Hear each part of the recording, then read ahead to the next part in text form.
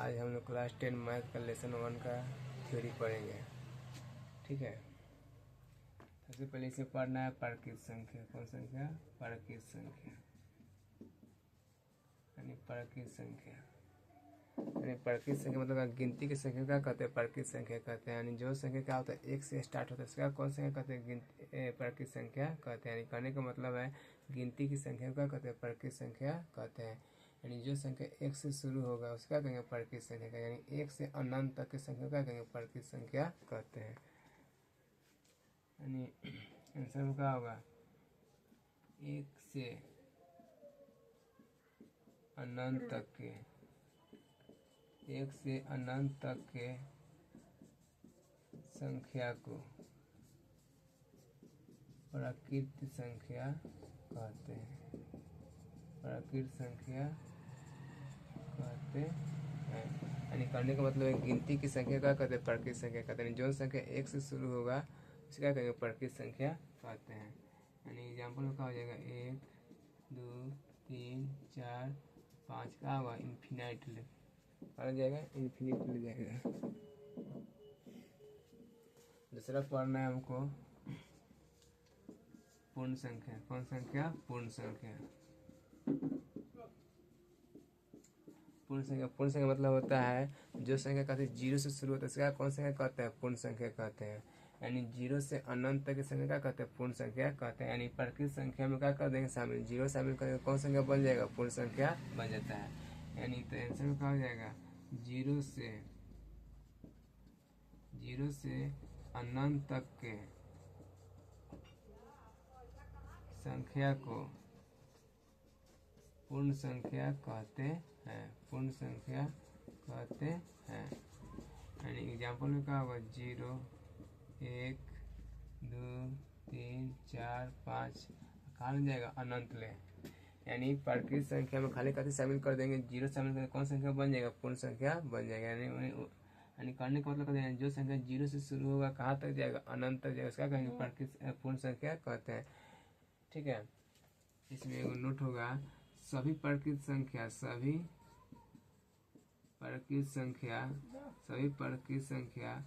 क्या होता है? पूर्ण संख्या होता है। पूर्ण संख्या होता है। सभी प्राकृत संख्या कौन संख्या होता है? पूर्ण संख्या होता है। लेकिन सभी पूर्ण संख्या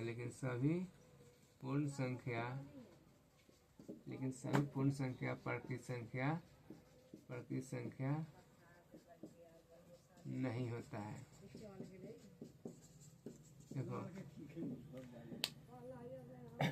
मैंने लिखा है सभी प्राकृत संख्या पूर्ण संख्या। तो देखो प्राकृत संख्या जो संख्या एक से शुरू होता है कहाँ तक जाता है? अनंत। उसे कौन संख्या कहते हैं? प्राकृत संख्या कहते हैं।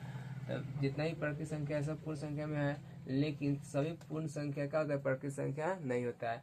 जब जीरो है वो प्राकृत संख्या में नहीं है। यानी कौन? जीरो का होता है? प्राकृत संख्या नहीं होता है। लेकिन सभी प्राकृत संख्या होता है? पूर्ण संख्या होता है। तो इसीलिए सभी प्राकृत संख्या पूर्ण संख्या होता है, लेकिन सभी पूर्ण संख्या प्राकृत संख्या नहीं होता है। तो कौन है? जीरो है। ठीक है, इसके बाद देखेंगे पूर्णांक। 3 में पूर्णांक। पूर्णांक का मतलब होता है धनात्मक, ऋणात्मक एवं शून्य के समूह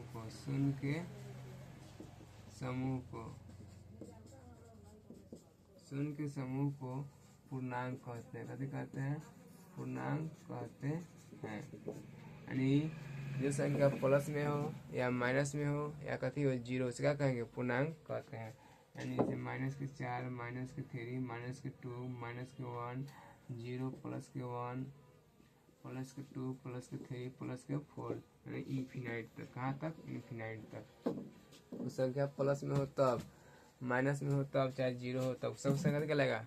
पूर्णांक कहलाता है। यानी प्लस वाला भी संख्या पूर्णांक कहलाएगा, माइनस वाला संख्या भी पूर्णांक कहलाएगा, जीरो भी क्या होगा? वो भी पूर्णांक कहलाएगा। ठीक है, यानी धनात्मक ऋणात्मक शून्य के समूह का कहते हैं? पूर्णांक कहते हैं।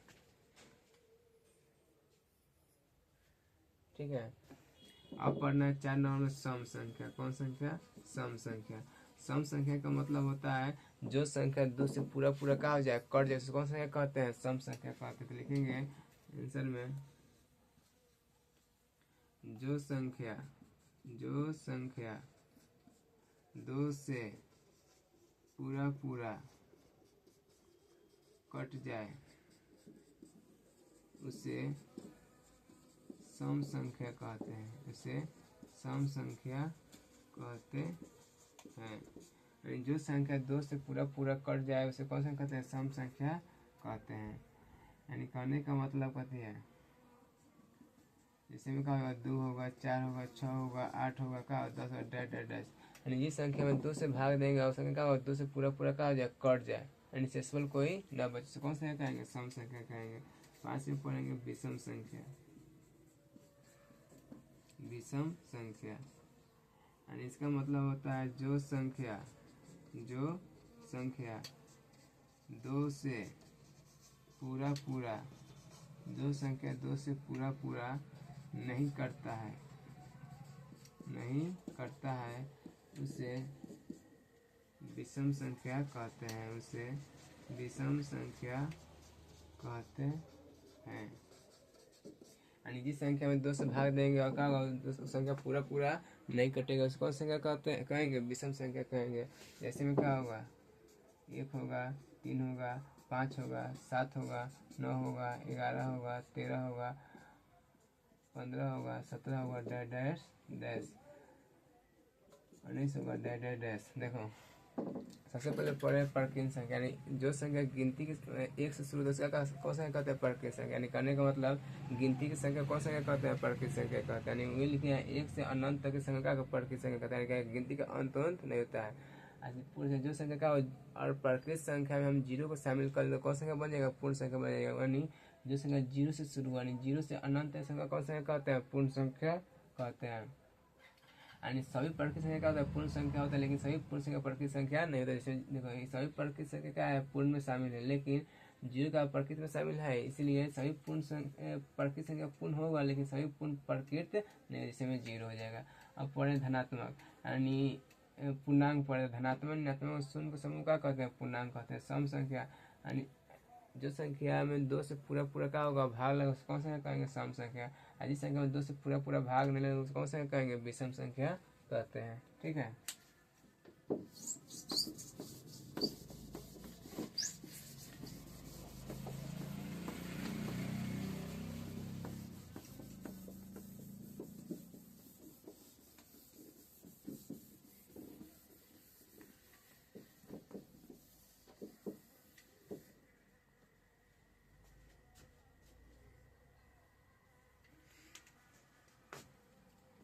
अब आगे पढ़ेंगे भाज। अभी पढ़ेंगे भाज संख्या किसे कहते हैं। ये पहले पढ़ लेते हैं अभाज। अभाज संख्या किसे कहते हैं? तो पहले समझ लेते हैं। अभाज संख्या मतलब होता है जो संख्या 1 से कटे, अपने आप से कटे, दूसरा संख्या से नहीं कटे, उसका कहते हैं अभाज संख्या कहते हैं। यानी करने का मतलब जो संख्या क्या होगा? 1 से कटेगा,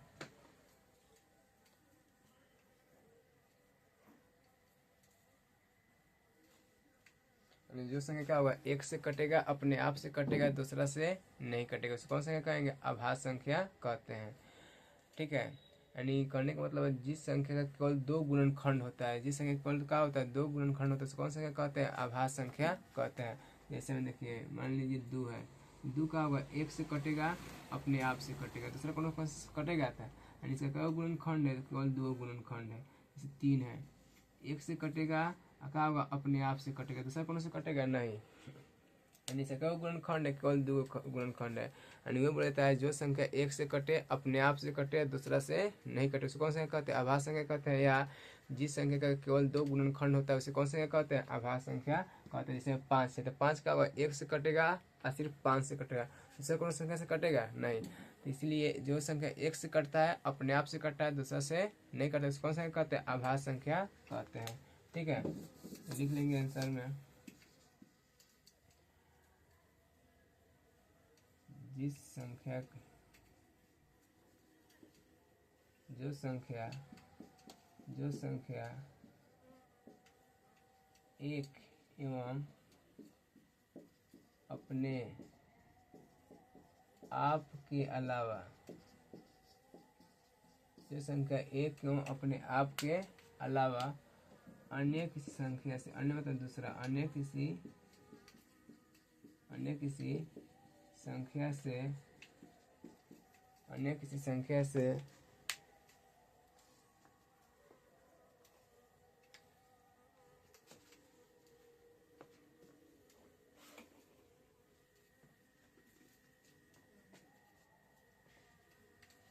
जो संख्या एक अपने आप के अलावा अन्य किसी संख्या से नहीं कटता है उसे कौन सा कहते हैं? आभास संख्या। यानी कहने का मतलब कहते हैं जो संख्या खाली एक से कटेगा, अपने आप से कटेगा, दूसरा से नहीं कटेगा, उसे कौन सा कहेंगे? आभास संख्या कहेंगे।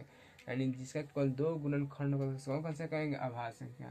तो यहाँ पर जो संख्या एक एवं अपने आप के अलावा,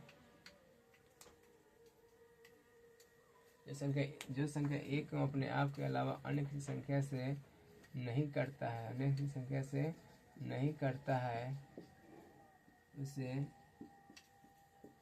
अभाज्य संख्या कहते हैं। तो इसका एक और परिभाषा दे सकते हैं, जिस संख्या का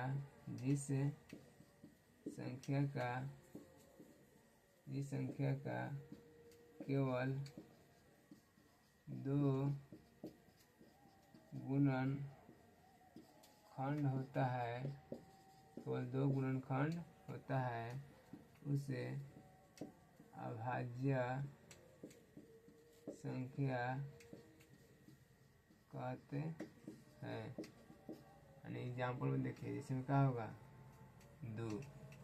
दो का गुणनखंड एक है या कितना है? दो है। तो हम कभी बोले हैं परिभाषा में, जो संख्या एक से कटता है, अपने आप से कटता है, दूसरा से नहीं कटता, उसको कौन सा कहते हैं? आभास संख्या। यानी जो संख्या एक एवं अपने आप के अलावा अन्य किसी संख्या से नहीं कटता है, करने का मतलब कहते हैं जो संख्या खाली एक से कटेगा, अपने आप से कटेगा, दूसरा से नहीं कटेगा, उसको कौन सा कहेंगे? आभास संख्या कहेंगे।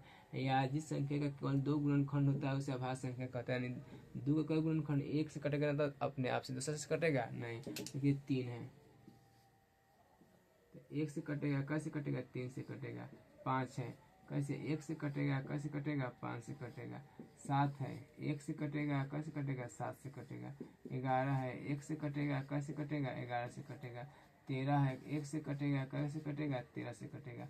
यानी सब कितना गुणनखंड है? 2 गुणनखंड है। तो यानी जो संख्या एक से कटे, अपने आप से कटे और दूसरा से नहीं कटे, उसे कौन सा कहते हैं? आभास संख्या। या जिस संख्या केवल 2 गुणनखंड होता है उसे आभास संख्या कहते हैं। ठीक है। देखिए अब कौन पूछेगा एक आभास संख्या है कि नहीं? एक आभास संख्या नहीं है, क्योंकि एक का केवल एक गुणनखंड है। यहाँ पर नोट देकर लिख लेंगे, एक आभास संख्या नहीं है, एक आभास संख्या नहीं है, क्योंकि नहीं है, क्योंकि एक का केवल एक गुणनखंड है। कितना गुणनखंड है? एक गुणनखंड है। यानी कहने का मतलब आभास संख्या होने के लिए कम से कम कितना गुणनखंड होना चाहिए? 2 गुणनखंड होना चाहिए। यानी जिसका 2 गुणनखंड होगा, माने अधिक से अधिक 2 गुणनखंड होना चाहिए, और 2 गुणनखंड होगा तो वह आभास संख्या कहलाएगा, और 2 से अधिक गुणनखंड होगा तो आभास संख्या नहीं कहलाएगा। ठीक है। तो कौन पूछिए एक आभास संख्या है कि नहीं? तो एक आभास संख्या नहीं है। क्या है कि एक का गुणनखंड है? एक गुणनखंड है, खाली एक के है। ठीक है। तो आभास संख्या हो गया। अब लिखेंगे 7 नंबर में भाज्य संख्या। यानी इसका होता है जो संख्या एक एवं अपने आप के अलावा अन्य संख्या से भी करता है, उसे अभाज्य संख्या करता है, उसे भाज्य संख्या कहते हैं,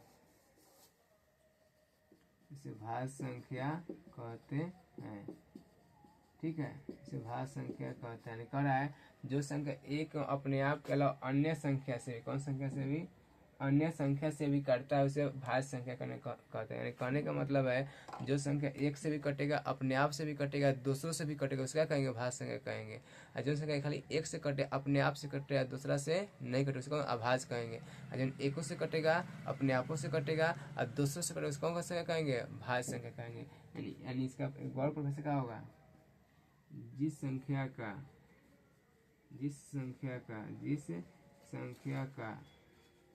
दो से अधिक गुणनखंड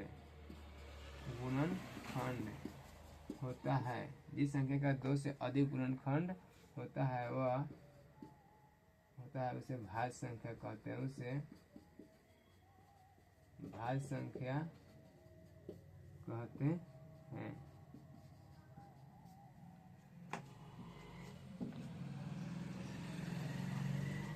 देखिए जैसे में यहाँ पर हो गया 4 का एक से भी कटेगा, अपने आप से भी कटेगा और दूसरों से दो से भी कटेगा।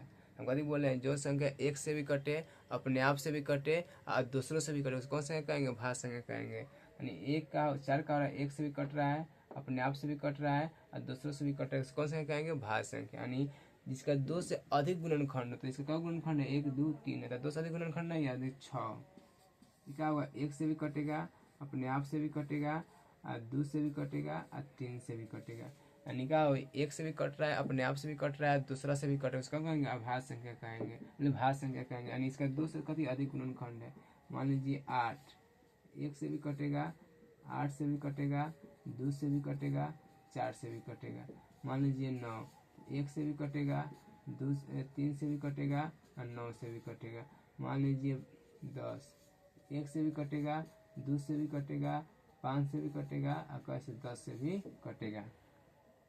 यानी जो संख्या एक से भी कटे, अपने आप से भी कटे और दूसरों से भी कटे, उसको कौन सा कहते हैं? भाज्य संख्या कहते हैं। मान लीजिए 12, एक से भी कटेगा, 2 से भी कटेगा, 6 से भी कटेगा, 4 से भी कटेगा, 6 से भी कटेगा और कैसे 12 से भी कटेगा। यानी कहने का मतलब जिस संख्या सबका गुणनखंड 2 से अधिक नहीं है, यानी जिस संख्या का गुणनखंड 2 से अधिक होगा वो कथी कहलाएगा? भाज्य संख्या कहलाएगा। मान लीजिए 14 है, एक से भी कटेगा, 2 से भी कटेगा, 7 से भी कटेगा, कैसे भी कटेगा? 14 से भी कटेगा। ठीक है। यानी कहने का मतलब है जो संख्या एक से कटे, अपने आप से कटे, दूसरा से नहीं कटे, उसे अभाज्य संख्या। यानी जिसका केवल दो गुणनखंड हो उसे अभाज्य संख्या कहते हैं। और जिस संख्या का 2 से अधिक गुणनखंड हो, यानी एक से भी कटे, अपने आप से भी कटे और दूसरों से भी कटे, उसे कौन सा कहते हैं? भाज्य संख्या कहते हैं।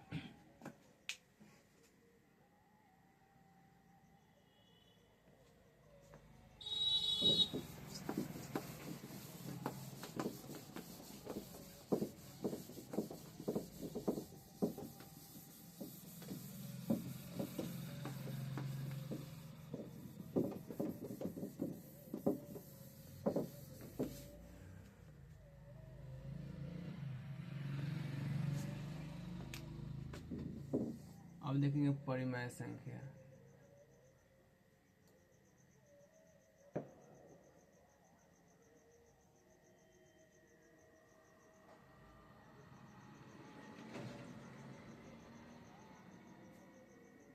अब देखेंगे परिमेय संख्या 8 नंबर में। कौन संख्या? परिमेय संख्या, सअभाज्य संख्या, सअभाज्य संख्या। ठीक है, सअभाज्य संख्या इसका मतलब होता है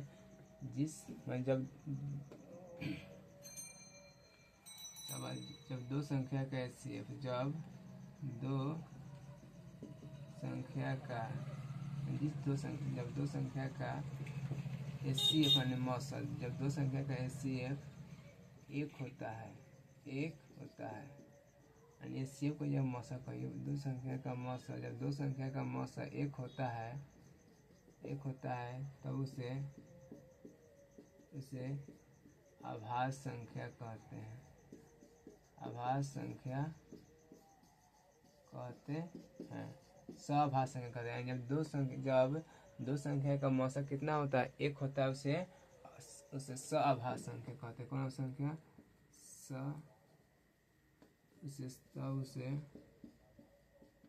तब उसे सआभाज्य संख्या कहते हैं। देखिए जैसे में 3 5, इसका एचसीएफ निकल कितना है 1 4 5 2 3 7 9, इस सबका एचसीएफ कितना है 1 आएगा नहीं टीसी। ठीक है, अब देखिए 9 नंबर में परिमेय संख्या। कौन संख्या? परिमेय संख्या।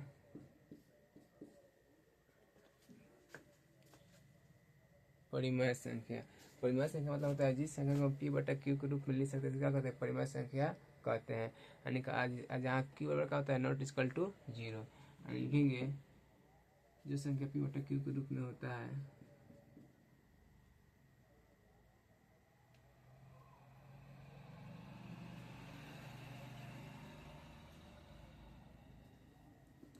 लिखेंगे जिस संख्या को पी बटा क्यू के रूप में लिखा जा सकता है, जिस संख्या को पी बटा क्यू के रूप में लिखा जा सकता है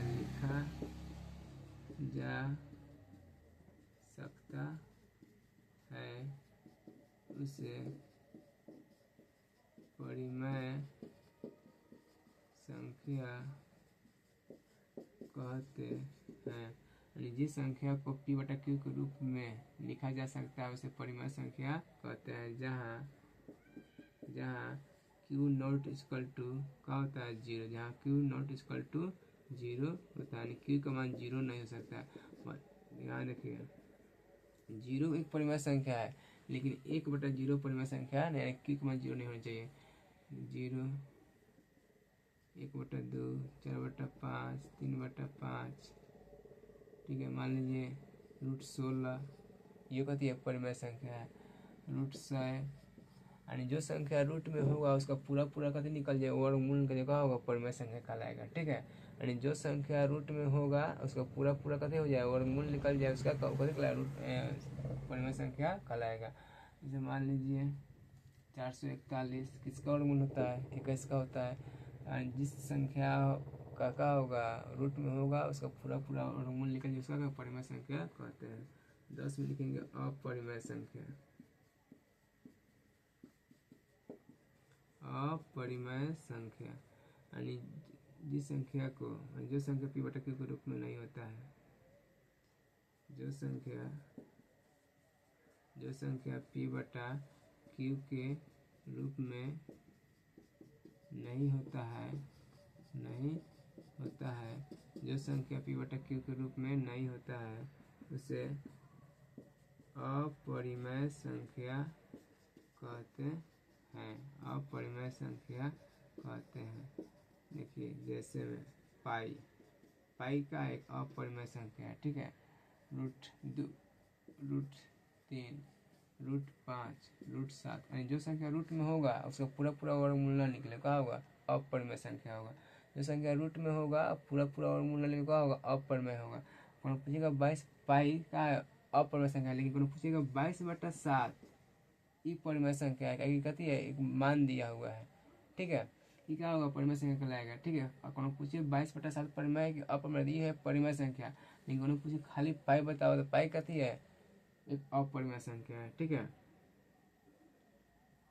और उसके बाद हम लोग को पढ़ना है दशमलव प्रसार। कभी पढ़ना है दशमलव प्रसार कितने प्रकार के होते हैं? कितने प्रकार के होते हैं? दशमलव प्रसार कितने प्रकार के होते हैं? ठीक है, दशमलव प्रसार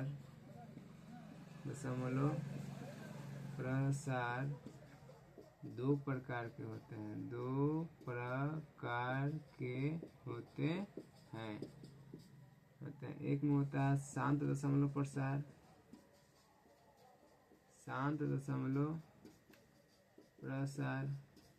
दो में होता है अशांत दशमलव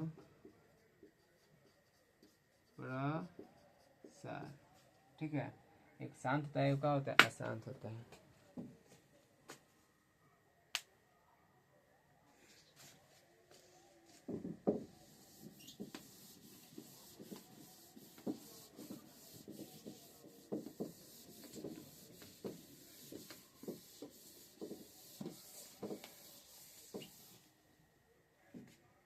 देखिए शांत का मतलब होता है जो संख्या का पूरा पूरा करने का कहलाएगा शांत का, यानी कहने का मतलब जिस संख्या का शेषफल कथी हो शून्य प्राप्त हो, यानी जो संख्या का होगा पूरा पूरा कट जाएगा कथी कहलाएगा शांत। ठीक है, यानी जो संख्या पूरा पूरा कट जाएगा उसमें शेषफल कुछ बचेगा नहीं, कथी बचेगा जीरो, तो कथी कहलाएगा शांत। और जिस संख्या जो संख्या पूरा पूरा नहीं कटे यानी उसका शेषफल शून्य प्राप्त नहीं हो उसका कहेंगे अशांत, कथी कहेंगे उसको अशांत। ठीक है, शांत का प्रकार नहीं होता है, लेकिन अशांत का दो प्रकार होता है, वो अशांत आवर्ती होता है, वो अशांत अनावर्ती होता है। क्या समझिए, पहली बात समझ लीजिए, जिसमें भाग देते हैं उसको कहते हैं भाज्य, इससे भाग देते हैं उसको कहा जाता है भाजक, और जन आंसर आता है उसका कहते हैं भागफल, और जो नीचे आता है कभी कहलाता है शेषफल। इतना बात याद रखिएगा। देखिए जिसमें भाग देंगे उसका कहेंगे भाज्य, जहाँ से भाग दिया जाता है उसको कभी कहलाता है भाजक, जो आंसर आता है कभी कहलाता है भागफल, और जो नीचे आता है कभी कहलाता है शेषफल। ठीक है, मान लीजिए हम 4 में भागा दिए 2 से, तो 4 दूना 8, 2 दूना 4, पूरा पूरा कट गया, इसमें सब कुछ प्राप्त हुआ, सर कथी हुआ जीरो, कथी कहलाएगा शांत, कथी कहलाएगा शांत। और जैसे हम 5 में भाग दिए 3 से भाग दिए कितना में 7 में, तो 3 दूना 6, ये 3 से भाग दिए 1 में, तो दशमलव 10 होगा, 3 तिहाई 9, 3 तिहाई 9, फिर 1 आएगा, फिर 3 तिहाई 9, फिर 1 आएगा, 3 तिहाई 9, कटने वाला नहीं, यानी इससे प्राप्त हो रहा है नहीं, कभी कहलाएगा अशांत, कभी कहलाएगा अशांत। यानी जो पूरा पूरा कट उसका कहेंगे शांत, यानी वैसा दशमलव प्रसार इसमें शेषफल क्या होता है शून्य प्राप्त होता है उसका कहते हैं शांत। अब वैसा दशमलव प्रसार इसमें शेषफल शून्य प्राप्त नहीं होता है उसका कहते हैं अशांत। ठीक है, यानी जिसमें शेषफल प्राप्त होगा होगा पूरा पूरा कट जाएगा, इसमें शेषफल प्राप्त शून्य प्राप्त नहीं होगा होगा पूरा पूरा नहीं कटेगा।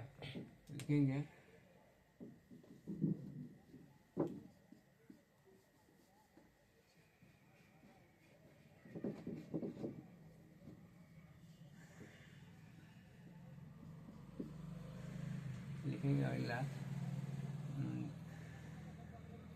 शांत दशमलव प्रसार किसे कहते हैं, शांत दशमलव प्रसार किसे कहते हैं। लेकिन आंसर में वैसा दशमलव प्रसार, वैसा दशमलव प्रसार जिसमें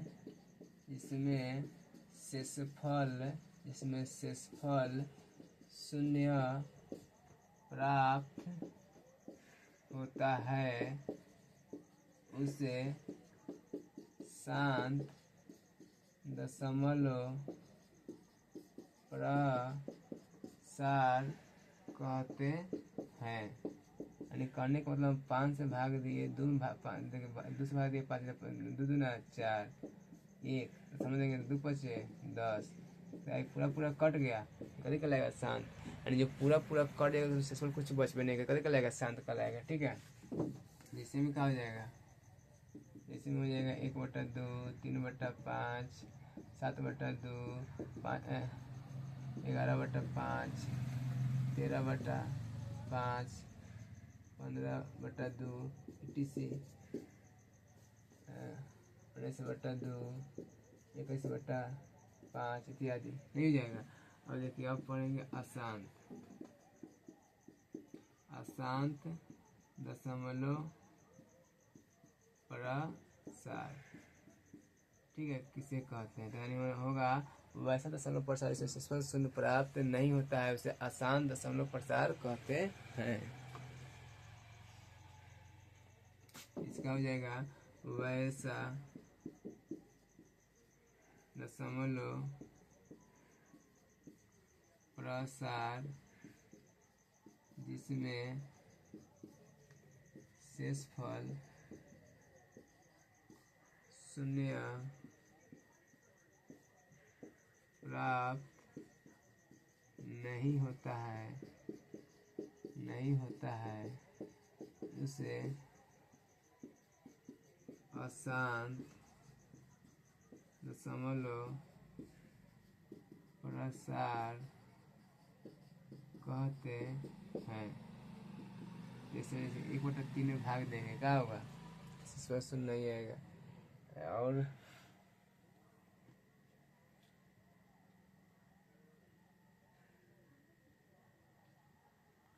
1/3 होगा, और कितना होगा 6/7/6।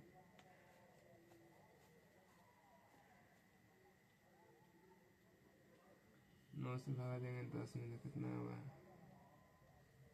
9 एकम 9 10, यानी कितना जाएगा फिर 10/9 हो जाएगा, नहीं होगा 1/3।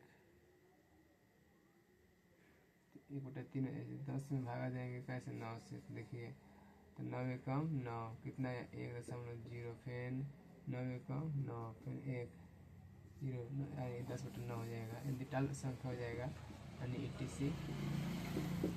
यानी करने का मतलब वैसे तो इसमें शिशु का होता है शून्य प्राप्त का आसान दशमलव प्रसार कहते हैं, ठीक है।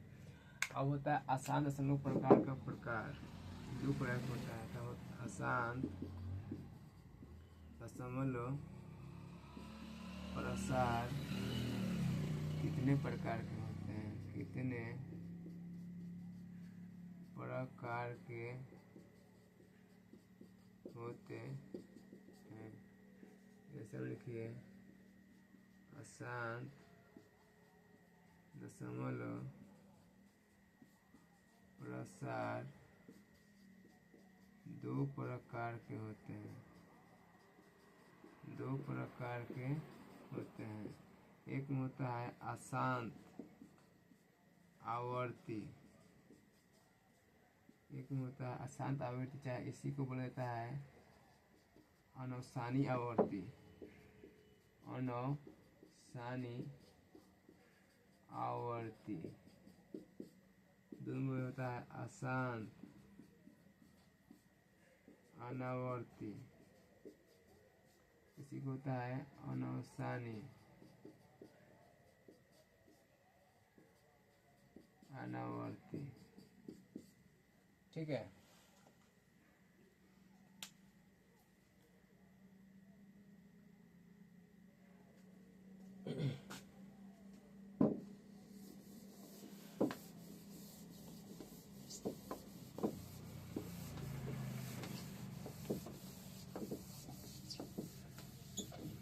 अब लिखेंगे अशांत, अशांत आवर्ती किसे कहते हैं। देखिए अब बात समझिए, अशांत आवर्ती किसे कहते हैं। जैसे में एक से में भाग दिए 3 से, तो दशमलव आएगा 3 तिहाई 9, फिर 1 3 तिहाई 9, फिर 1 3 तिहाई 9, फिर 1, यानी कहती है भागफल में क्या होता है, भागफल की पुनरावृत्ति होती है, यानी भागफल का होगा बार बार वही आएगा, उसका कहेंगे अशांत आवर्ती कहेंगे। देखिए जब 3 से भाग दे रहे हैं 1 में, तो क्या हो रहा है खाली भागफल में 3 3 3 3 3 3 3 3 3 3 अनंत काल होते रहेगा, यानी खाली भागफल बार बार वही आ रहा है, तो कभी कहेंगे अशांत आवर्ती, यानी इसमें भागफल का होगा बार बार बार बार वही आएगा, उसे अशांत आवर्ती कहेंगे। तो लिखेंगे आंसर में वैसा दशमलव प्रसार जिसमें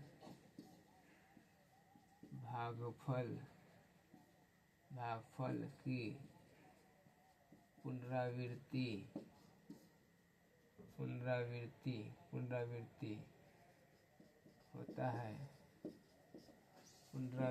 होता है, उसे अशांत दशमलव प्रसार कहते हैं। जैसे में 1/3 भाग का खाली 3 3 3 3 3 3 3 आते रहेगा, इसमें 10/9 9 से भाग 10 में का 1.1111111 आते रहेगा, इसका भागफल की पुनरावृत्ति हो रहा है, ठीक है। और दूसरा लिखेंगे कहते अशांत अनावर्ती, यानी वैसा दशमलव प्रसार जिसमें भागफल की पुनरावृत्ति नहीं होता है, पुनरावृत्ति नहीं होता है, उसे अशांत दशमलव प्रसार कहते हैं। जैसे में 0.1 तो 001 समझिए, ऐसे 0.1 0 2 0 1 3 को 0 1 4 को 0 एक अनंत का रहेगा 0.2 2 को 0 लिखा हुआ। भागफल में से क्या होगा, बाद बदल का आएगा 2 3 4 को 0 का और रहेगा 0.3 2 को 0 2 को 0 3 को 0 4 को 0 शांति रहेगा।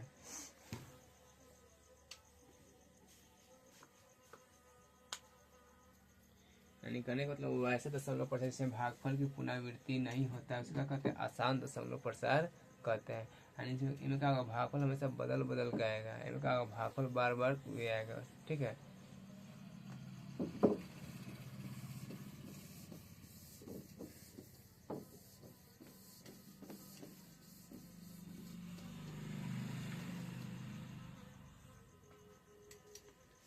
अब देखिए अगला देखेंगे फॉर्मूला होता है, कुछ होता है परिमेय संख्या प्लस अपरिमेय संख्या यानी परिमेय संख्या और अपरिमेय संख्या का योगफल का होता है अपरिमेय संख्या होता है। कहते होता है अपरिमेय संख्या होता है। ठीक है, परिमेय संख्या माइनस कौन संख्या, अपरिमेय संख्या। यानी परिमेय संख्या और अपरिमेय संख्या का अंतर क्या होता है, अपरिमेय संख्या होता है। ठीक है, परिमेय संख्या गुना अपरिमेय संख्या क्या होता है, अपरिमेय संख्या होता है। परिमेय संख्या अभागा क्या होता है, अपरिमेय संख्या क्या होता है, अपरिमेय संख्या होता है। देखिए यानी कहने का मतलब है परिमेय संख्या और अपरिमेय संख्या का योगफल का होगा अपरिमेय, परिमेय संख्या अपरिमेय अंतर का होगा अपरिमेय, परिमेय अपरिमेय गुणनफल का होगा अपरिमेय, परिमेय अपरिमेय भागफल का होगा अपरिमेय होगा। ठीक है, अगला फॉर्मूला पढ़ना है भाज बराबर कथी बराबर, भाज बराबर फॉर्मूला होता है भाजक गुने भागफल प्लस का होता है शेषफल। इसी को भाज को लिखते हैं px से, भाजक को लिखते हैं gx से, और भागफल को लिखते हैं qx से, और इसको लिखते हैं rx से। ठीक है, फॉर्मूला होता है भाज बराबर भाजक गुने भागफल प्लस शेषफल। यानी भाज को लिखेंगे px से, भाजक को लिखेंगे gx से, भागफल को लिखेंगे qx से, और शेषफल को लिखेंगे rx। ठीक है, और बात समझिए,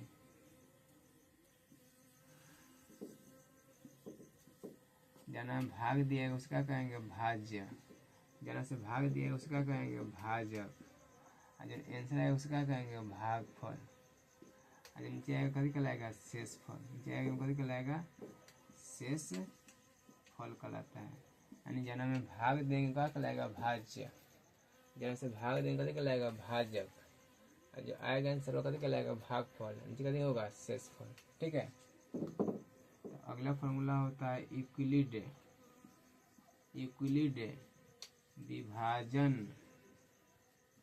विभाजन एल्गोरिथम फॉर्मूला होता है ए बराबर बी क्यू प्लस आर। ये कहता है B Q plus are.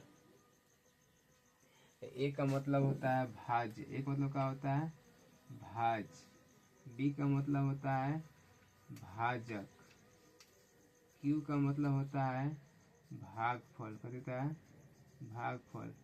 Are का मतलब क्या होता है? शेष फल। आर का मतलब क्या होता है? शेष फल। आर का मतलब क्या होता है? शेष फल होता है।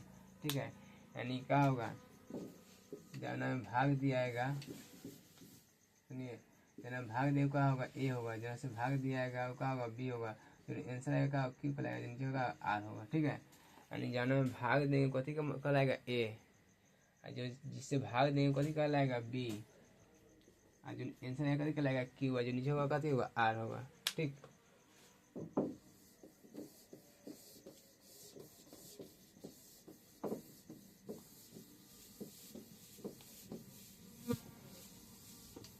जो फॉर्मूला होता है इसी में दो संख्याओं का गुणनफल बराबर दो संख्याओं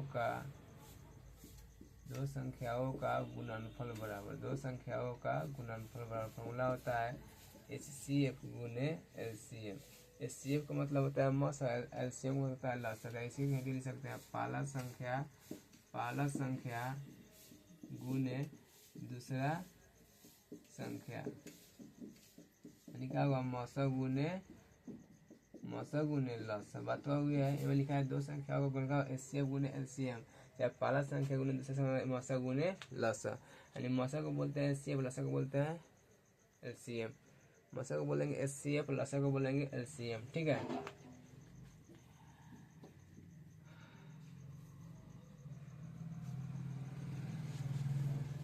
इसमें कुछ अलजेब्रा फॉर्मूला का भी जरूरी पड़ता है। जैसे में देखिए a प्लस बी का होगा होल स्क्वायर का होगा a square plus B square plus का होगा 2ab।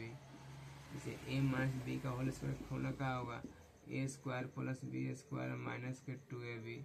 जैसे a square plus B square formula का होगा a प्लस बी का होल स्क्वायर माइनस के 2ab। a square minus B square formula का होगा a plus B into A minus, इस 4 पार्ट में जरूरी पड़ेगा, लेकिन एक पार्ट में किसी जरूरी पड़ता है a प्लस बी का होल क्यूब का, a प्लस बी का होल स्क्वायर का। ठीक, लिख दें पूरा। फॉर्मूला होता है a plus B plus C का होल स्क्वायर। फॉर्मूला का होता है a square plus B square plus C square plus 2ab plus 2bc plus 2ca। होता है a प्लस बी का होल क्यूब का फॉर्मूला होता है a cube plus B cube plus 3a square B plus 3ab square. a minus B का whole cube का formula होता है a cube plus B a cube minus B cube minus 3a square B plus 3ab square. a cube plus B cube का formula होता है a plus B into A square minus के A B plus के B square. a cube minus B cube का formula होता है a minus B into A square plus के A B plus के बी स्क्वायर। ठीक है,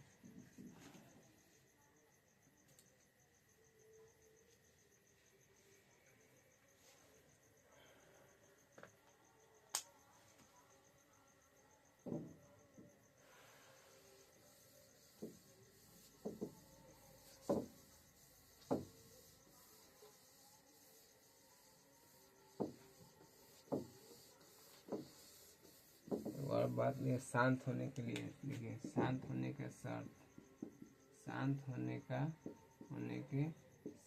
मत आता है बनाने के लिए। देखिए हम समझ मैंने कनक कंडीशन में शांत हो सकता है। देखिए शांत होने का शर्त यानी जिस संख्या के हर का भाज्य गुणनखंड में का हो दो हो, खाली 2 हो तब वो शांत हो सकता है, खाली 5 हो तब वो शांत हो सकता है, या 2 और 5 दोनों हो तब शांत हो सकता है। अगर 2 और 5 के अलावा से कोनो संख्या आ गया तो शांत अंत नहीं होगा। यानी लिख सकते हैं केवल 2 रहने पर केवल हर के अभाज्य गुणनखंड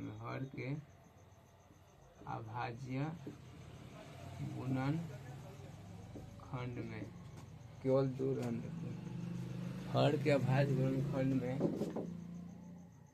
केवल 2 रहने पर संख्या शांत होगा। संख्या क्या होगा? शांत होगा। यानी कोई संख्या है, ठीक है, जैसे कौन दे दिया बताइए 4 5 6 7, ये शांत दे दिया है 8, शांत है क्या? शांत है। देखिए 3 4 6 7। इसके हर का भाग खाली 2 गुने 2 गुने 2, यानी हर का भाग खाली कहती है 2 है, कहती होगा शांत होगा। बात समझ में आया? देखिए जैसे में माने कौन संख्या 3 4 5 6 7 8 9, कुछ आपको पूछा बताइए शांत है कि नहीं, शांत है कि नहीं। तो कुछ नहीं करेंगे, भाग 8 से भाग नहीं देंगे, खाली देखेंगे जो संख्या दिया है उसका हर का भाग गुणनखंड में 2 है कि नहीं। तो देखिए तो यानी 2 रहे तब, चाहे 5 रहे तब, चाहे 2 5 दोनों रहे, यानी खाली 2 भी रहेगा तब वो शांत हो जाएगा, खाली 5 रहेगा तब वो शांत हो जाएगा, ना तो 2 5 दोनों रहेगा तब शांत होगा। तो देख लेंगे 3 7 5 6, 3 7 5 6 7 8 9 7 दिया है संख्या। इसके गुणनखंड कहती है 2 गुने 2 गुने 2, यानी इसका हर का भाग गुणनखंड कहती है खाली 2 है, तो क्या हो जाएगा, शांत हो जाएगा ही। 2 में देखेंगे हर का अभाज्य गुणनखंड, हर का भाज्य गुणनखंड में केवल 5 रहने पर संख्या शांत होगा, कथी होगा, शांत होगा। अगर संख्या के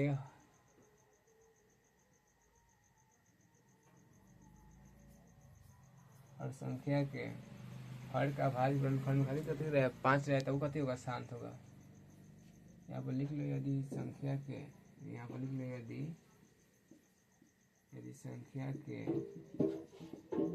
हर के अभाज्य गुणनखंड में, यदि संख्या के, छोड़िए भाषा पर ध्यान मत दो, यदि संख्या के